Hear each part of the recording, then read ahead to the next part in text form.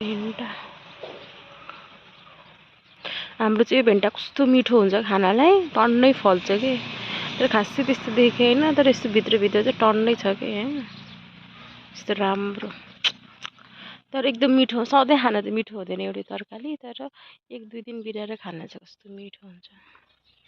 मुला नि सकिसकेछ पहिला त कति धेरै सागहरू थियो अहिले त छैन सकिसक्यो आलु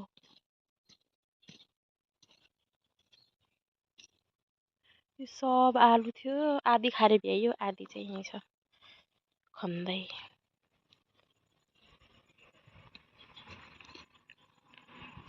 तोरी यति तोरी त 1 पाउ नि निस्किन्न के आधी आधी जम्मा गर्दै अनि यहाँनिर त बेसा रुपे हो अब असारतिर जेठ असारतिर खन्दा ठिक्क हुन्छ यो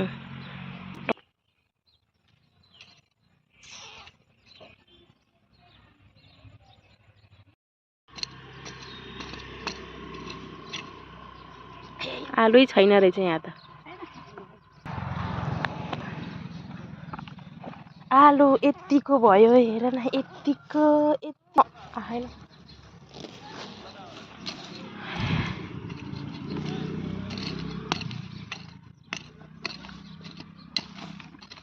यहाँनिर नि आलु छैन कि क्या हो एउटा कुइन्छ कि आलु खनिहाल्नुपर्छ यस्तो भइहाल्छ कुहिने रहेछ आलु त धेरै राख्नुहुन्न नि त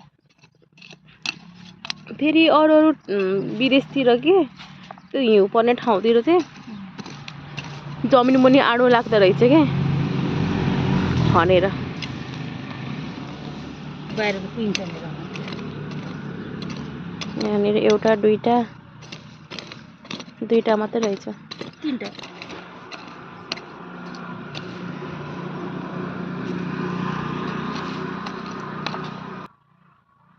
तर यो पालि चाहिँ हाम्रो पहिला जस्तो चाहिँ तरकारी खासै धेरै चाहिँ भएन तर जे होस् साग मुला चाहिँ लास्टै भएको थियो खाइयो पनि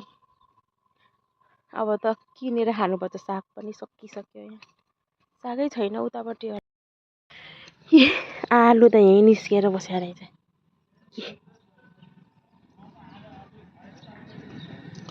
आलु त यहीँ निस्किएर बसेको आलु त भाग्न लागिसकेछ निस्किएर 4वटा आलु